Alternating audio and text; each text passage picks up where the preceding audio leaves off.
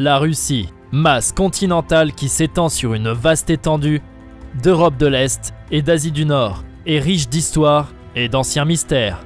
Le pays abrite une multitude de trésors, d'artefacts et de merveilles archéologiques. Des preuves de l'évolution humaine et des origines de la vie sur notre planète ont été trouvées dans cette masse terrestre de 6,5 millions de kilomètres carrés. Jetons un coup d'œil à certaines des découvertes archéologiques les plus intéressantes en Russie.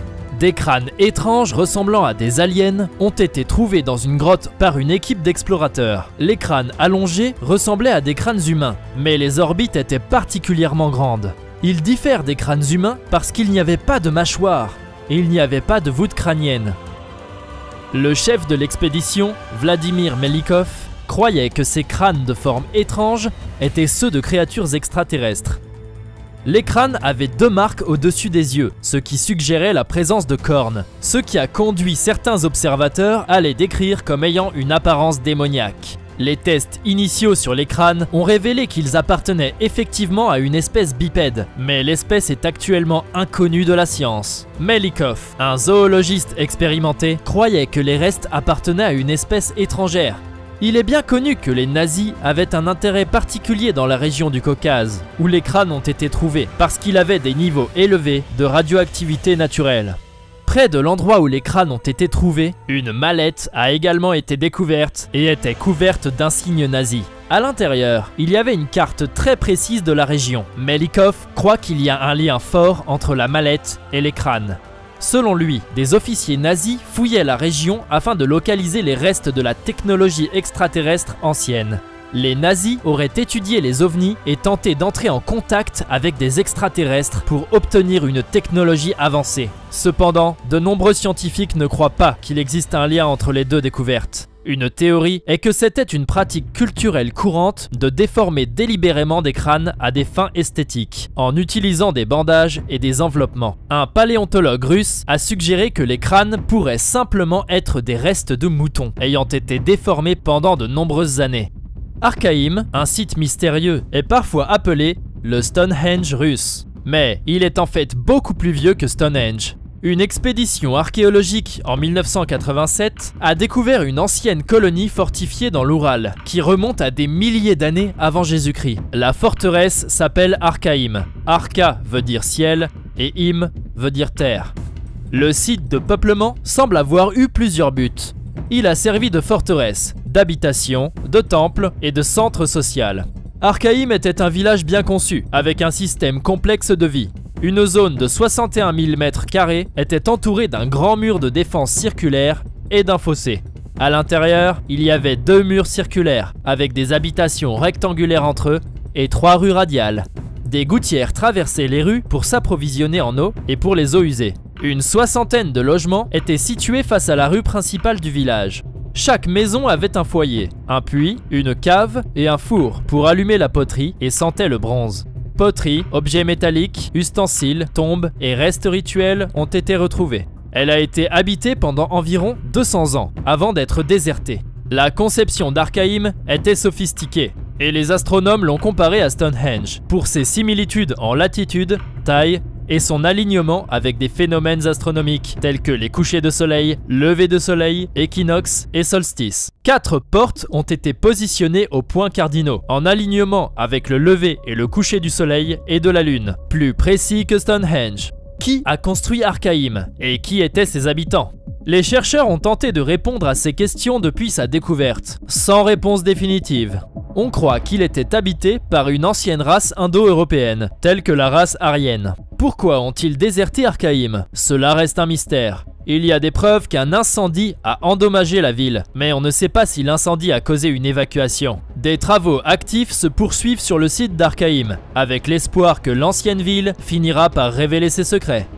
Des secrets subsistent encore autour d'un os de doigt découvert dans la grotte de Denisova en 2008. L'os du petit doigt n'est ni humain ni néandertalien, et sa découverte a remis en question la compréhension actuelle de l'évolution humaine et de la migration hors d'Afrique. L'os fossilisé du doigt montre qu'il s'agissait d'un os juvénile, qui peut provenir d'une espèce humaine éteinte, un hominidé mystérieux et ancien. La créature inconnue a été nommée X-Woman, même si le sexe n'est pas connu. Mais on suppose qu'il s'agit d'une femelle en raison de l'hérédité maternelle des mitochondries. On estime que X-Woman vivait il y a de 30 à 50 000 ans. Elle a peut-être partagé un ancêtre avec un humain ou un homme de Néandertal aussi loin qu'il y a 1 million d'années. Les mitochondries de X-Woman diffèrent de celles d'un humain par près de 400 lettres d'ADN. Elles diffèrent de Néandertal par environ la moitié de cela. Parce que sa relation génétique est plus proche de l'homme de Néandertal, il est possible que 3 formes différentes d'hominidés, Denisovien, Néandertal et les humains modernes, se croisent, puisque tous les 3 vivaient dans la région sibérienne où l'os a été découvert. Des scientifiques de la grotte de Denisova ont également déterré des bracelets et d'autres ornements. Ces objets ont traditionnellement été associés à des humains modernes, ce qui indique que X-Woman peut avoir effectivement interagi et avait été impliqué avec des humains modernes dans la région. Chris Stinger, un paléo-anthropologue du Natural History Museum de Londres, théorise que plus d'hominidés qui ne sont ni humains ni néandertaliens sont susceptibles d'être découverts en Asie centrale et orientale. L'île de Bolchoï-Zaïatsky fait partie des îles Solovetsky, un archipel dans la mer Blanche, entre la Russie et la Finlande. Cette petite île, d'environ 1600 mètres de long, abrite 13 ou 14 mystérieux labyrinthes de pierre, dont on estime qu'ils ont environ 2500 ans. Les labyrinthes ont été construits à partir de blocs locaux, placés en rangée sur le sol, créant des spirales. Certains d'entre eux comportent 2 spirales placées l'une dans l'autre, et sont plus épais et plus larges que d'autres. Chaque labyrinthe a une seule entrée, qui sert également de sortie. Il varie en taille, de 6 mètres de diamètre à près de 25 mètres. Les archéologues n'ont pas été en mesure de déterminer pourquoi les labyrinthes ont été construits, ni par qui, ni dans quel but. Les théories vont dans le sens d'un usage mystique, et qu'ils auraient servi de portail entre notre monde et les enfers. Ils peuvent avoir été utilisés dans des rituels pour aider les âmes du défunt à voyager dans un autre monde. Une théorie plus terre à terre est que les labyrinthes ont été utilisés comme des pièges à poissons. Les labyrinthes ont tous été construits près de la côte, où les niveaux d'eau étaient beaucoup plus élevés au moment où on croit qu'ils ont été construits. Les poissons auraient nagé par l'entrée et seraient restés piégés à l'intérieur, ce qui aurait permis aux pêcheurs de récupérer facilement leur prise. Une autre théorie suggère que les lignes des labyrinthes étaient des reflets des orbites du Soleil et de la Lune. En 2015, un groupe d'enquêteurs sur les ovnis a entrepris de creuser un site dans la région de Volgograd, car la région était notoire pour de multiples occurrences de phénomènes mystiques. Là, l'équipe a trouvé plus d'une douzaine de grands disques de pierre, qui étaient inexplicables. Les disques contenaient du tungstène, un métal de haute densité qui se trouve dans la nature. Le tungstène a été utilisé à des fins militaires, en raison de sa résilience et sa résistance à l'impact. Les amateurs d'ovnis ont supposé que les disques de pierre étaient des vaisseaux spatiaux extraterrestres ou des drones qui s'étaient écrasés sur Terre. Les disques Volgograd mesurent environ 1,2 m de diamètre et sont estimés à 1 million d'années. Ils ont été trouvés à environ 40 mètres sous terre. Beaucoup de théories existent sur les origines des disques de pierre, y compris qu'ils se sont écrasés sur Terre depuis Mars. Mais d'autres théories sont qu'ils sont simplement le résultat de roches ordinaires érodées au fil du temps. Des centaines de monuments mégalithiques connus sous le nom de dolmens ont été découverts dans les montagnes du Caucase. Pas moins de 3000 de ces structures étranges ont été trouvées dans le monde jusqu'à maintenant. Mais cette chaîne particulière de dolmens dans le Caucase est la plus grande collection dans toute l'Europe. Les archéologues du monde entier sont perplexes quant à leur but initial. Le mot dolmen signifie tombeau partiel, mais malgré ce nom, il n'y a aucune preuve solide que leur but était l'enterrement. Ces monuments représentent un type particulier d'architecture préhistorique, datant de 2700 avant Jésus-Christ. Ils ont été construits avec de grands blocs de pierre qui ont été façonnés en angle de 90 degrés, créant une boîte de pierre, formée avec 5 plaques complètes de pierre lourde. Certaines étaient incurvées, formant un cercle parfait. Elles comportent toutes un portail au centre de la façade. 92% des dolmens du Caucase ont été construits comme ça. Beaucoup de dolmens sont dans un état de grave délabrement et seront perdus à jamais s'ils ne sont pas protégés des éléments et malheureusement des vandales. La peste bubonique avait exterminé des millions de personnes en Europe au XIVe siècle. Connue sous le nom de mort noire, a touché jusqu'à 200 millions de personnes, 60% des Européens. Malgré l'impact significatif que la peste a eu sur l'histoire des êtres humains, il y a encore beaucoup de mystères autour de ses origines exactes et sa transmission généralisée à la fin du Moyen-Âge en Europe. Récemment, en 2018, 2 squelettes ont été découverts dans une double tombe située dans la région de Samara, dans le sud-ouest de la Russie. Les restes humains remontent à 3800 ans et l'examen de leur ADN montre que les deux ont été infectés par le même type de bactérie que la peste bubonique. Cette découverte indique que cette souche mortelle de bactéries existait depuis bien plus longtemps qu'on ne le croyait à l'origine, 1000 ans plus tôt. On sait que la peste avait été facilement transmise par les puces, les rongeurs, les humains et d'autres mammifères. Les preuves génétiques de cette découverte en Russie suggèrent que la maladie a émergé plutôt en Eurasie et s'est propagée rapidement, atteignant des proportions pandémiques. La peste bubonique est encore présente, mais depuis l'introduction des antibiotiques, peu de décès ont été signalés. Une récente épidémie à Madagascar, où 200 personnes ont péri, prouve cependant que la maladie est encore capable d'infliger des dommages graves et que la bactérie est aussi redoutable qu'il y a près de 4000 ans. Bien connue pour ses longs hivers rigoureux et sa longue histoire d'utilisation par les gouvernements soviétiques et russes comme lieu de camps de travail, de prison et d'exil interne, la Sibérie a une longue et fascinante histoire. Avec des températures tombant à moins 25 degrés Celsius chaque janvier, les couvertures de neige qui s'étendent sur ces 8 millions de mètres carrés détiennent de nombreux secrets fous qui ont été perdus dans la glace pour toujours. Pourtant, certains de ces secrets incroyables ont été découverts, sortis de leur prison aquatique pour intriguer ceux qui les ont trouvés. En juin 2019, la tête décapitée d'un énorme loup de 40 000 ans qui avait été gelé a finalement été déterré grâce à l'événement apocalyptique lent qu'est le changement climatique. Malgré toutes les choses terrifiantes du réchauffement climatique, le fait qu'il nous ait aidé à trouver une tête de loup coupée est indéniablement génial. C'est un humble homme local qui avait marché le long de la rivière Tirektiak dans la République russe Sakha qui a découvert la tête de loup. En raison de sa conservation dans la glace, cette chose est dite être différente de tout ce qui a été découvert avant, restant dans un état presque parfait avec les crocs, la peau, les dents et même le tissu cérébral exactement comme ils auraient été si l'animal était vivant. Ce crâne de 40 cm est si gros qu'il a été décrit comme une nouvelle espèce de loup. Il est également loin d'être le premier artefact fascinant à faire surface dans la région. Avec une série de découvertes intéressantes réalisées en 2015 et 2017, y compris la découverte de certains anciens bébés lions des cavernes. Les têtes de loup ont déjà été trouvées dans la glace de Sibérie, bien qu'aucune n'ait jamais été trouvée en si bon état, et elles ont toujours été de petits chiots, par opposition aux loups matures. Mais si nous savons avec certitude que cette tête appartenait à un loup, toutes les découvertes ne sont pas aussi nettes.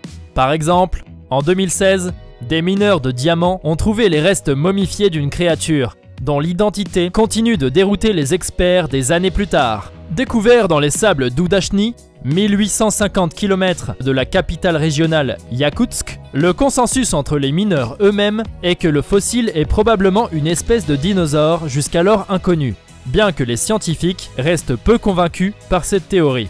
L'hypothèse la plus rationnelle est que ce sont les restes endommagés d'un carcajou gelé. Par là, nous parlons du carnivore musclé et trapu qui ressemble à un petit ours, et non du super-héros en colère, car ils vivent en Sibérie. La bête terrifiante est presque parfaitement préservée avec ses griffes et ses crocs complètement intacts, ressemblant exactement à ce qu'ils auraient été quand ce petit monstre était encore vivant, mais en plus froid. Les restes momifiés ont été rapidement emmenés pour être examinés dans l'espoir de résoudre le cas et enfin dire exactement ce que cette chose est. Mais s'ils ont réussi, ils ont gardé la réponse pour eux-mêmes. Mais toutes les découvertes venant de Sibérie n'ont pas été des restes d'animaux. Près de la ville d'Ekaterinbourg, des prospecteurs d'or ont trouvé quelque chose loin de leur zone d'activité lors du creusement d'une tourbière en 1894. Enterré dans la boue était un morceau de bois de 5 mètres de long qui avait été délicatement sculpté dans une statue intrigante. Appelée l'idole de Shigir, on pense qu'elle a été sculptée à partir d'une bûche de mélèze il y a environ 11 600 ans, ce qui en ferait l'un des plus anciens exemples d'art connus au monde. Comme l'indiquent les stries annuelles, l'arbre utilisé était âgé d'au moins 159 ans, et des études suggèrent que l'idole de Shigir aurait été sculptée à l'aide d'outils en pierre. La partie supérieure de l'idole est en forme de visage, tandis que le reste de la statue est rectangulaire et plat avec des motifs géométriques, y compris des représentations de visages et de mains. Et il a également une abondance de lignes zigzagantes, le décorant. Les chercheurs ont proposé un large éventail de théories quant à la signification de ces nombreuses sculptures. Les théories populaires comprennent l'idée que les marques pouvaient servir d'aide à la navigation ancienne, une représentation artistique de créatures mythologiques ou une sorte d'avertissement pour ne pas entrer dans une zone dangereuse. Il n'est pas passé inaperçu par de nombreux érudits que les sculptures sur l'idole de Shigir ont une certaine similitude avec celles décorant les plus anciennes ruines monumentales connues en pierre, situées à Göbekli Tepe en Turquie, bien qu'un lien n'est pas actuellement connu. Compte tenu de la façon dont la tourbe peut aider à préserver les choses, on soupçonne qu'il y a peut-être eu beaucoup plus de ces choses qui ont malheureusement disparu avec le temps, car elles n'ont pas eu la chance d'être jetées dans la tourbe comme celle-ci. L'idole de Shigir peut bien avoir été un parmi d'autres, chacun ayant une fonction extrêmement importante. Ou il n'est peut-être rien d'autre qu'une œuvre d'art jetable, sculptée par un humain antique ennuyé, un dimanche après-midi somnolent. Mais quoi qu'il en soit, il se trouve maintenant dans un musée et est considéré comme l'un des plus importants artefacts jamais trouvés. La mauvaise vue n'est pas un phénomène moderne, et on vous pardonnerait de penser qu'au cours des siècles passés, ceux qui manquaient de vision 20 sur 20 n'auraient pas d'autre choix que de simplement plisser les yeux, étant donné le manque de technologie à l'époque. Bien que l'invention des lentilles cornéennes et de la chirurgie oculaire au laser soit quelque peu récente, nous pourrions penser que les lunettes le sont aussi.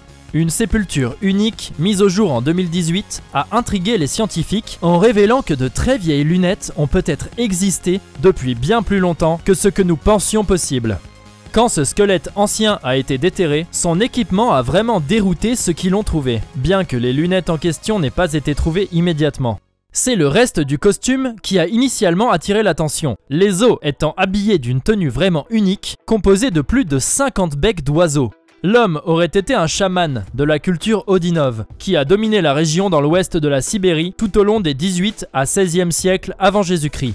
Après la découverte, les archéologues ont creusé autour de la zone environnante et trouvé une seconde tombe entièrement dédiée à ce qu'ils ont perçu comme la possession prisée du chaman. Ses lunettes. Cette paire de lunettes rudimentaires, vieille de 5000 ans, était faite de bronze et était composée de 2 hémisphères et d'un pont, avec des études plus poussées trouvant des traces de matière organique à l'intérieur des hémisphères, ce qui rend clair que l'objet était définitivement porté sur les yeux. Le fait de les porter pour aider la vue du chaman est inconnu, car ils auraient pu être purement décoratifs. Mais cela reste un aperçu fascinant d'une culture dont nous savons encore relativement peu. Mais aussi excitant qu'une tentative précoce de créer des lunettes puisse être, le saint graal dans le monde des trouvailles folles est de trouver un animal qui est aussi parfaitement préservé qu'il est vieux. Donc, quand ce poulain congelé de 42 000 ans a été trouvé dans un tel état immaculé qu'il avait encore du sang liquide, ce serait un euphémisme de dire qu'il a causé une quantité considérable d'excitation. On pourrait penser que les scientifiques étaient des vampires. Ce n'est que la deuxième fois qu'un animal de la période glaciaire décongelée contient du sang liquide. L'autre étant une carcasse de mammouth de 32 200 ans, retrouvée en 2018. Même chez les animaux aussi parfaitement préservés que celui-ci, dont la peau était gelée jusqu'au moindre détail, le sang finit habituellement coagulé ou transformé en poudre. Mais dans ce cas, il était parfaitement conservé dans la glace. L'animal a depuis été surnommé le cheval de Léna, aucun rapport avec le créateur de Girls, et a été trouvé dans le cratère de Batagaïka en Sibérie orientale. Les scientifiques ont tenté à plusieurs reprises de faire pousser des cellules à partir des tissus du poulain dans le cadre d'une grande mission visant à cloner un animal de l'âge de glace. Mais tous ont échoué. Le problème est que, bien que la préservation du sang soit unique, elle n'aide pas exactement les objectifs du clonage, car les cellules sanguines n'ont pas de noyau avec l'ADN. Pour avoir une meilleure chance de succès, ce que les scientifiques ont idéalement besoin de trouver est un animal gelé avec des cellules intactes dans le tissu musculaire. Mais ce poulain reste une découverte passionnante et détient maintenant le record de l'être le plus ancien trouvé à avoir encore du sang liquide. Mais quoi de mieux que de trouver les restes étranges d'une personne ou d'une créature? Que diriez-vous d'en trouver plusieurs à la fois? Lorsque les scientifiques ont découvert une paire de dents d'enfants âgés de 31 000 ans, ils n'auraient jamais pu imaginer que la découverte serait le catalyseur d'une chaîne d'événements qui les mènerait à découvrir une population auparavant inconnue d'anciens humains. Et pourtant, c'est exactement ce qui s'est produit. On croyait que les premiers habitants de la Sibérie du Nord-Est n'avaient fait surface qu'il y a 10 000 ans. Mais non seulement la population nouvellement découverte qui habitait le nord-est de la Sibérie pendant l'âge de glace existait bien avant, mais la recherche suggère également qu'ils étaient significativement distincts génétiquement des autres groupes dans la région. Les dents entre les deux enfants mâles ont été trouvées sur le site de Yana Rhinoceros Horn, sur le fleuve Yana en Sibérie. L'ADN des dents a révélé que ces Sibériens du Nord ancien ne sont peut-être pas aussi nord-sibériens que soupçonnés, plus étroitement apparentés aux chasseurs-cueilleurs de l'ouest de l'Eurasie. Cette révélation choquante a conduit les experts à penser que cette population nouvellement découverte pourrait être arrivée en Sibérie peu de temps après que les Asiatiques aient divergé d'avec les Européens. Les scientifiques ont analysé des données extraites des dents et les ont utilisées pour reconstruire 34 génomes anciens datant d'il y a entre 31 000 et 600 ans. Ce qui les a aidés à se faire une idée de la façon dont les humains paléolithiques se propagent en Sibérie, puis dans les Amériques. Auparavant, la conception générale avait été que les premiers habitants de Sibérie étaient les ancêtres des Amérindiens qui traversaient le détroit de Bering. Mais cette découverte a révélé que ce n'est pas du tout ce qui s'est passé. Laquelle de ces trouvailles avez-vous trouvé la plus folle? Faites-nous savoir dans les commentaires. Et si vous avez aimé la vidéo, alors n'oubliez pas de vous abonner et d'activer les notifications afin que vous soyez le premier à savoir quand une nouvelle vidéo arrive. Merci d'avoir regardé.